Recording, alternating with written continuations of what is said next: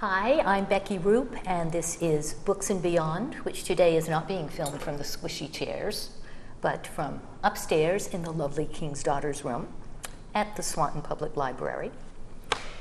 We're filming for July, but today it's still June. In fact, it is Juneteenth. Juneteenth, I just looked this up, celebrated on June 19th, is the oldest known celebration commemorating the end of slavery. And it's really kind of a creepy story. Okay. On this date, We like creepy. in 1865, it's not totally creepy, Major General Gordon Granger and a bunch of Union soldiers arrived in Galveston, Texas, and announced that the Civil War was over and the slaves were freed. Now, this is 2.5 years after the Emancipation Proclamation. So the slaves in Texas had an extra 2.5 years of slavery before the news got to them. But when it finally did, there was a huge spontaneous celebration. And to this day, Juneteenth is a celebration of emancipation and a traditional food for Juneteenth. I have no idea. Strawberry soda pop. Really? Strawberry soda pop. I was sure you're going to say something awful like frog's legs or Galveston should be, shrimp or something. Yeah. Strawberry Pop, guys. All right. Get out there and get a bottle. Okay, so what's coming up in Swanton and the surrounding area in July?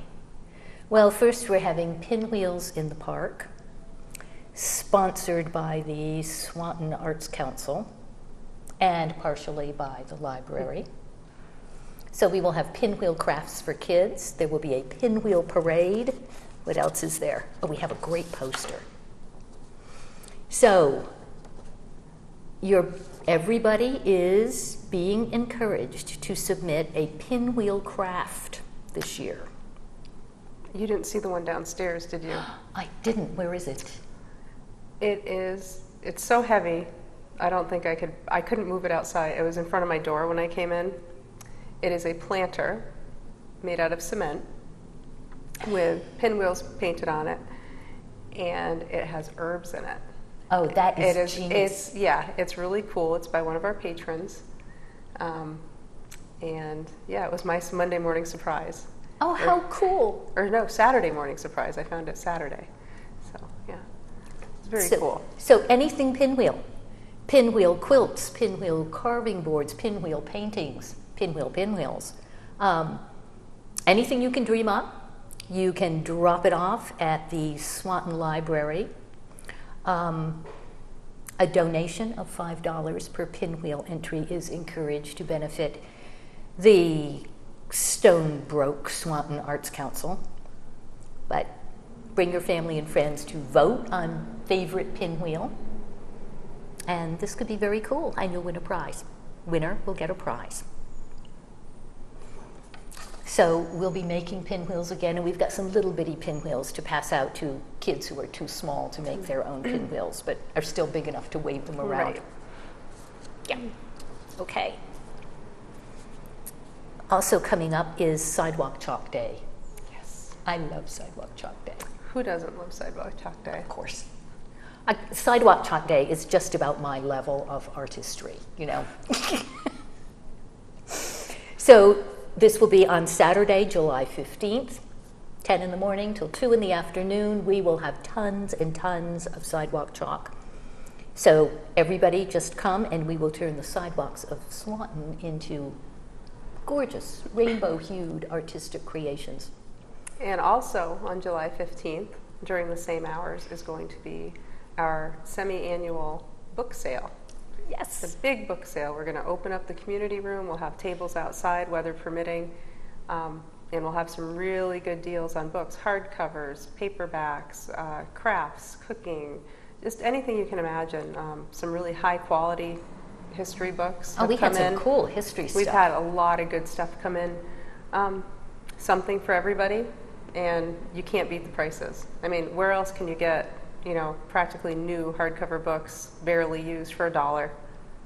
It's a wonderful book It is sale. $1 for hardcovers, 25 cents for paperbacks. I mean, tons of children's books. Oh, we've also found some total Yeah, gems so at the book sale. I'm still gloating over my history of garden gnomes. I mean, how who good knew? does it get? Who knew? Let's see what else is happening in July. History camp, of course, Yeah. which will be the week of July 24th through the 28th. And every morning from 10 a.m. to 12:30. It's sponsored again this year by a grant from the wonderful Vermont Humanities Council, for which I am so grateful. And we're doing 5 days of world history, starting with Mesopotamia. We're going to make treasure boxes and cuneiform tablets, and if I can figure out how to do this, we're going to make headdresses. Oh, yeah. I'm convinced I can crack that one.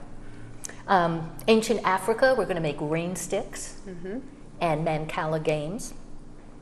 Ancient China, fortune sticks. Everybody loves those. Yeah. And kites. Greece, we're going to do a little bit of archaeology with pots, and we're going to make swords, the ever-popular pool noodle swords. And we're going to finish off this year with the Incas of South America and make masks and maybe quipus, the knotted string Oh, yeah. structures which nobody has yet cracked the language of. They think there's a way of reading these, but nobody's found the Rosetta Stone of quipus yet. And then we'll polish it all off with the rocket. Always the rocket. Yeah. Go out with a bang. Yes, we do, in the park. What do you have for snacks for those? Oh, You always goodness. have something. We are having themed historical snacks Yes. to go with each of these. Mesopotamia, I believe we're doing pita bread and grapes.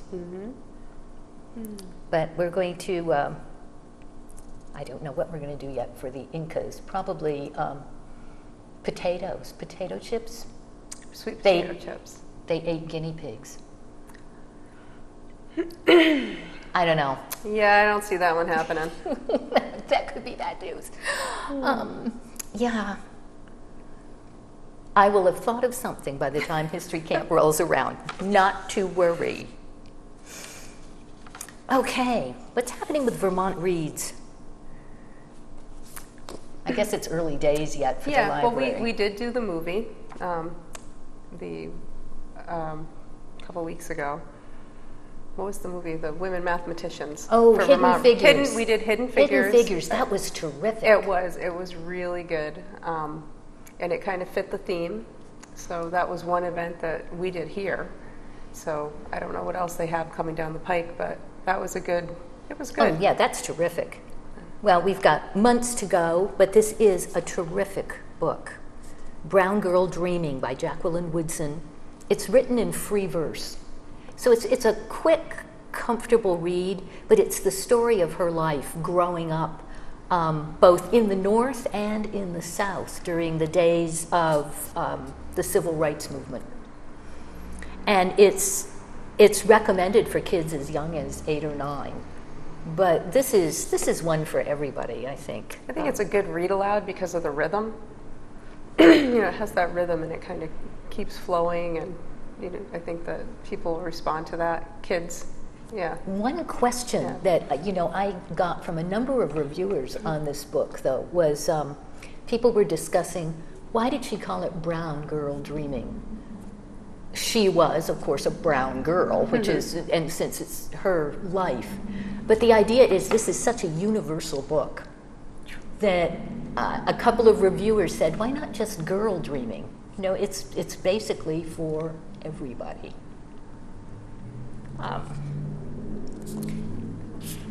One nice thing about it, too, though, is it's nice to see some diverse literature promoted through Vermont Reads. Yes. Because there's been quite a movement on diversity, especially in children's books recently. And there's an infographic going around that I hope we're going to be able to copy and get up on the screen for you guys. In 2012, a grassroots group of children's book lovers started doing this survey of children's literature and found out that 93% of it had white protagonists. And they looked at it again in 2015 after they'd started publicizing this. And, it's still overwhelmingly white. It's 73% white characters. That's a good jump, though, in just 3 years. That's a good jump. Just 3 years, yeah. But the other figures are just astounding. There are more books starring talking trucks than there are with African American protagonists or Asian protagonists or Latino, and Native American protagonists are less than 1% of children's books. So it's something to look at. If you're interested in this, there's a website called WeNeedDiverseBooks.org, which talks all about the movement to get more diversity into schools, libraries, and whatnot. I think we do pretty well. I think we do. We definitely make a conscious effort to do that here. And every school I've ever worked in, maybe it's a Vermont thing. Maybe Vermont just makes more of an effort to be diverse. Because I think every place I've been, they've done a pretty good job. Good. Yeah. That's especially nice for us since we're such an overwhelmingly white state. Yeah. Great. But, when I found that figure on there are more talking trucks than African Americans in children's books. It's like, what? Really? So, good. Brown girl dreaming. Okay, summer reading program. Yes. We are kicking off summer reading this Saturday, actually, so these viewers will miss out on it, with the traveling storyteller, who at 1 o'clock on Saturday.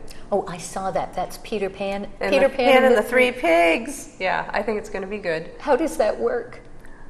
We'll have to wait and see. Oh, come on. No. Is it just like a mashup? Yeah. Oh, yeah, it's a mashup. It's not two separate shows. It's a mashup. It's going to be good. Okay. Yeah. Ernie Hemingway and Rena Schweiner never disappoint. Oh, that is so cool. They never disappoint. Is there a big bad wolf? I haven't seen this one. Oh, yeah, this is new. This is new for this year. Okay. For us, anyway. So. Okay, fantastic.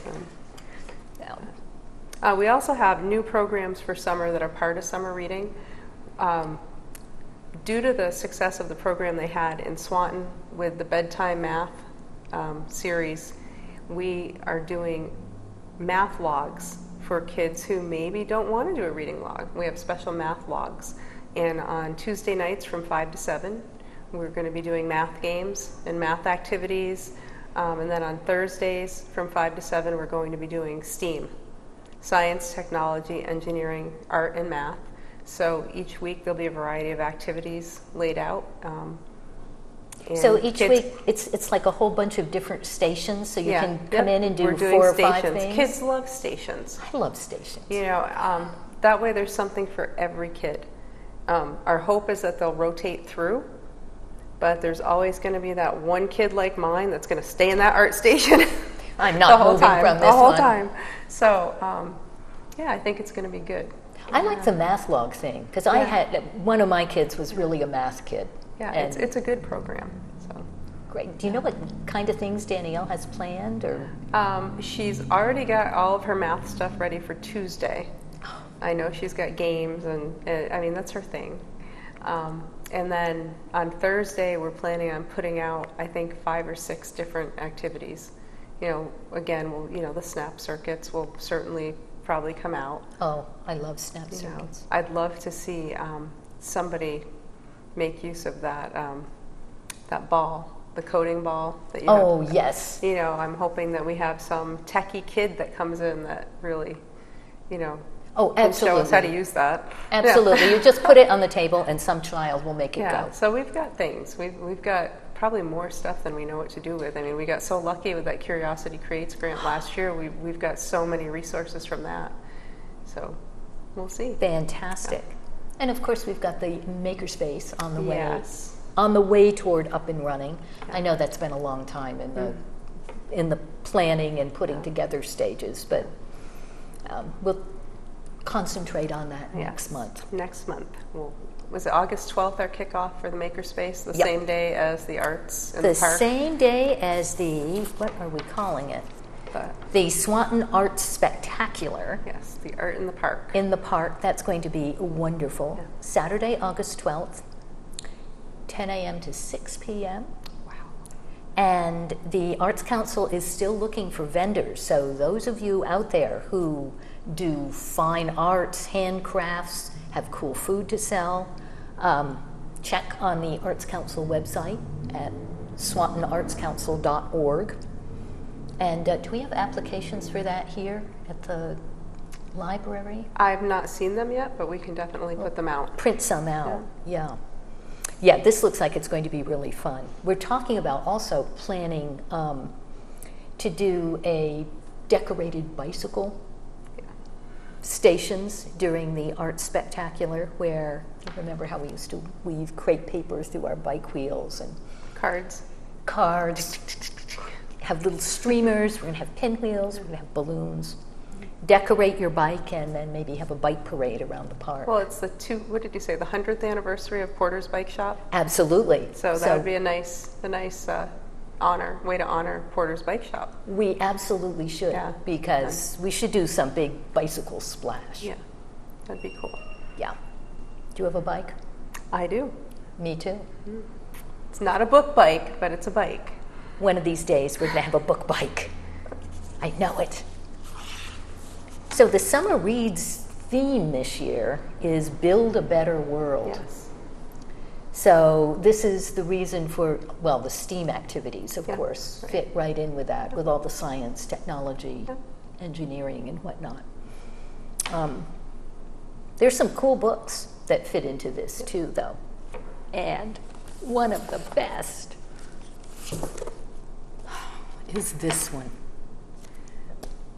David Macaulay's The Way Things Work. Actually, there's a newer edition of this called The Way Things Work Now. Okay.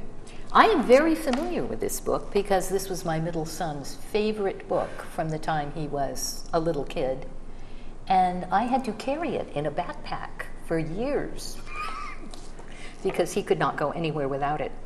This is a comprehensive, instructive, entertaining reference book for readers of all ages, covers everything from the hologram to hovercraft, parachute to parking meter. And it's absolutely, not only is it clever scientifically, but it is hilarious. I mean, for each of his way things work, he includes a mammoth. And the mammoth has its own version of the way things work, which isn't really quite. Here's a mammoth demonstrating friction. If you drag a mammoth with ropes, it creates friction. I love this mammoth. There's a wonderful one of the mammoth doing photography, where what the mammoth is doing is just lying flat on the grass to squish it, and it makes an impression. Oh, wow. And then he goes on to explain the camera.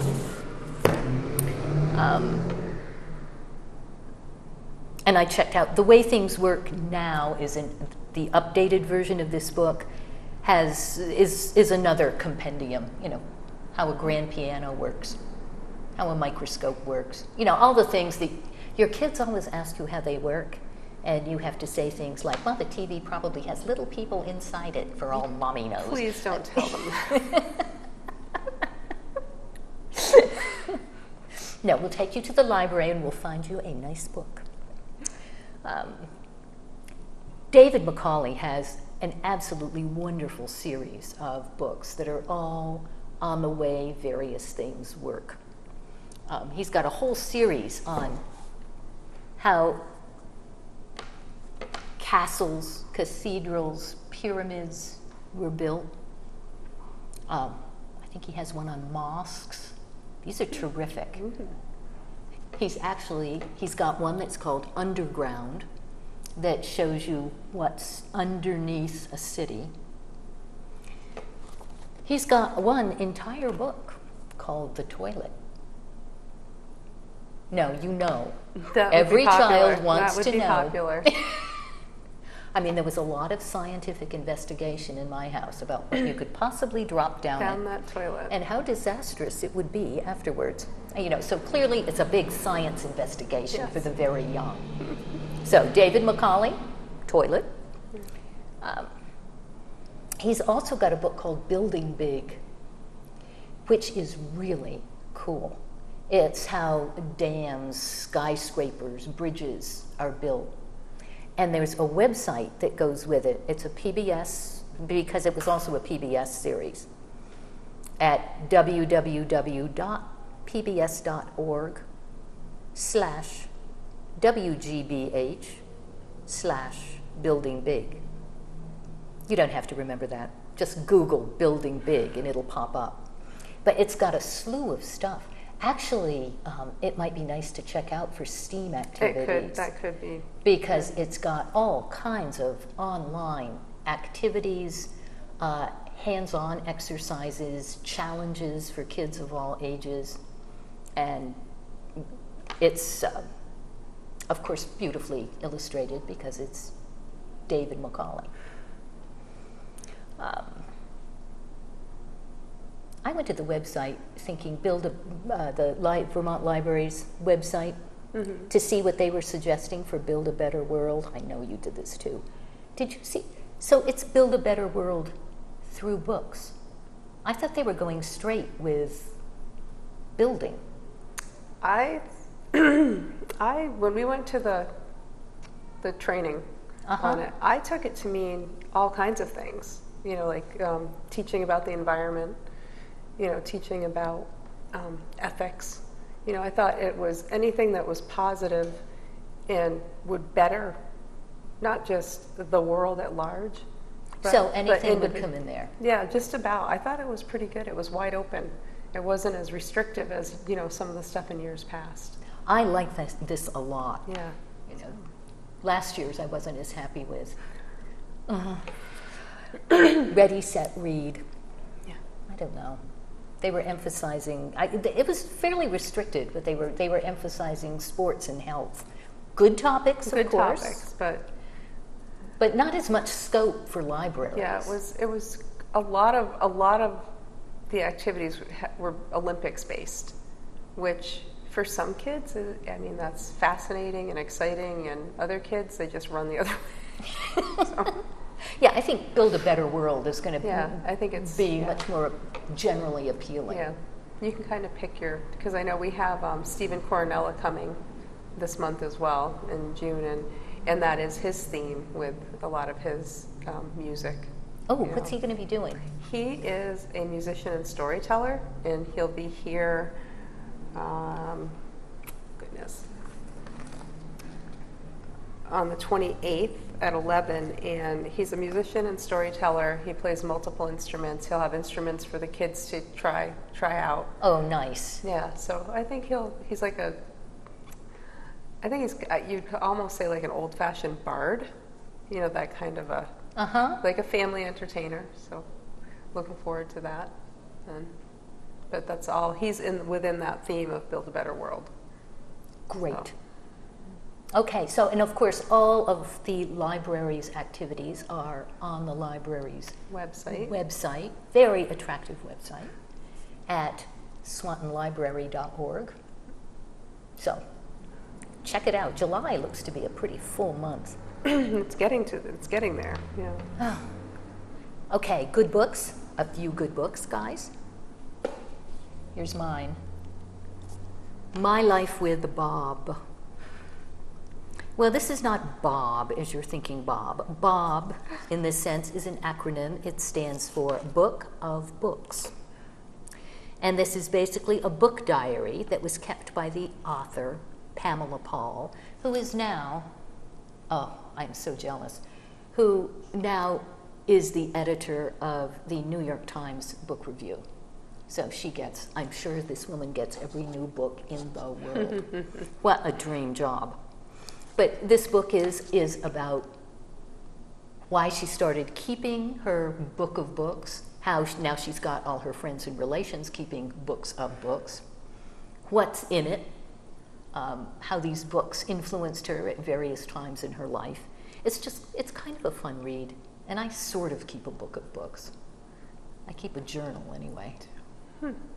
I write down what I read, except when it's something I don't want the future to know that I'm reading. Okay, that's the list I want. I've got a cold. I'm reading 42 Georgette Heyer romances. Well, this is a fun read, especially if you're a booky, book list-oriented type person. Yeah, My Life with Bob would be a totally different book. Well, some of us do have real Bobs in the background. What have you got? I have definitely summer reading.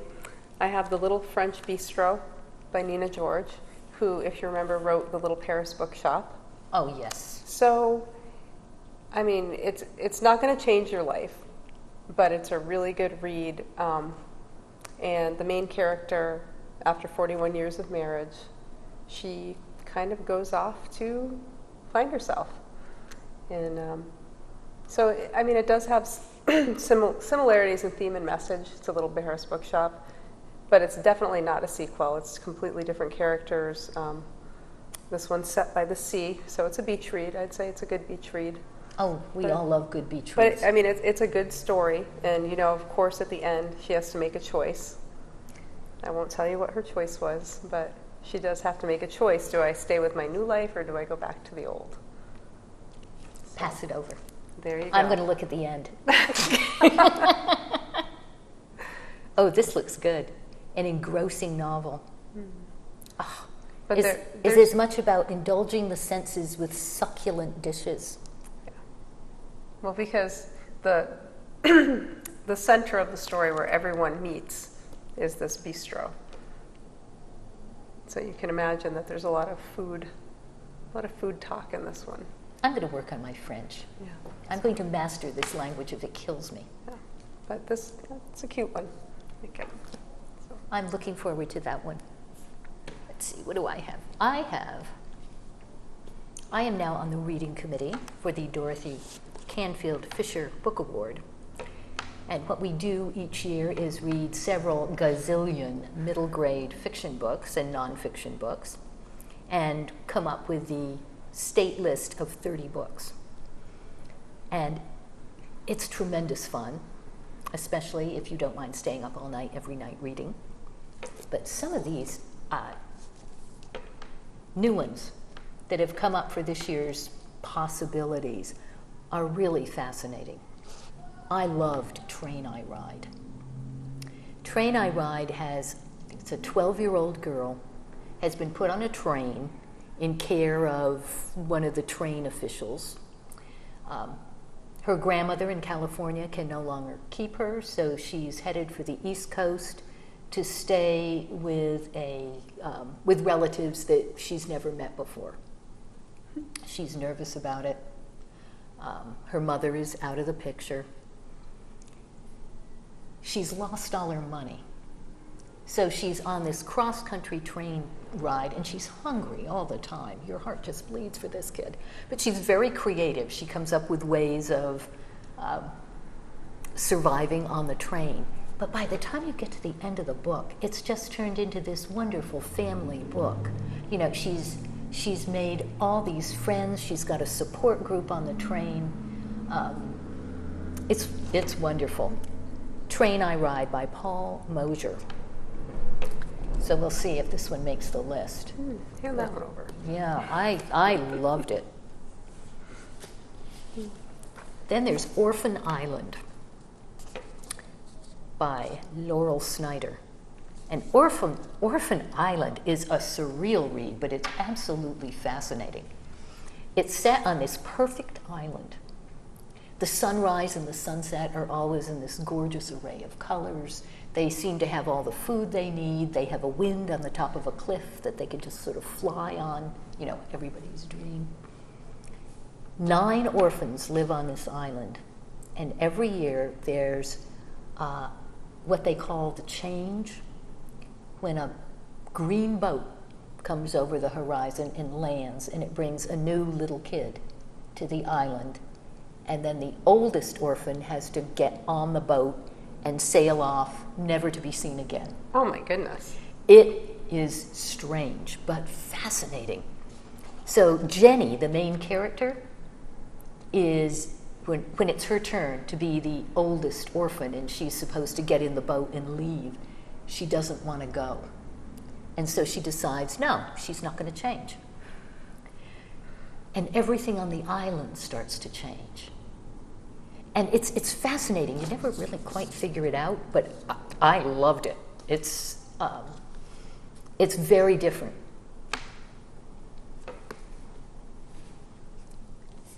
Then there's Short, which pretty much says what it is. The main character is indeed short. And she refers to this as the S word. She doesn't want to be called short. And in this book, her mother insists that she try out for summer theater, in which they're putting on The Wizard of Oz. You will never guess what she is going to play. No. It is a munchkin. But in the process of this play, when she's being a munchkin and isn't totally happy with being a munchkin, she meets a woman named Olive, who has dwarfism. Mm-hmm. And she also meets a Mrs. Chang, who's an extraordinarily creative costume designer, mm-hmm. but hasn't been doing anything for ages and ages. And so all of a sudden, you know, this kid that has been feeling really bad about herself has a lot of support. So I would say this comes into one of your diversity books. Absolutely. Yeah, that's... Absolutely. Yeah, I think most of the DCF books seem to hit on diversity. Yeah, because it's easy to just assume that diversity is always racial diversity. It's not It always. can be gender diversity, mm-hmm. it can be disabilities. Age. Sure. Mm-hmm. So. Mental health. Another good one. But short. I thought that one was adorable. You didn't bring the goat. I didn't bring the goat. The goat. Who wrote the goat? I've forgotten. I don't remember either. The goat, I have to tell you, has been very well reviewed by a number of people. Michelle and I both tackled and the goat. Danielle. Danielle as well. And none of us could really relate to the goat, which is supposed to be hilarious and touching and nostalgic. But this is a reason to go to the book sale, because you will be able to get your very own copy of The Goat, right? I'm sure. One more. This one looks like it's the first book of a series, which always sort of annoys me. Yeah. But York, The Shadow Cipher by Laura Ruby. And it's sort of semi-sci-fi.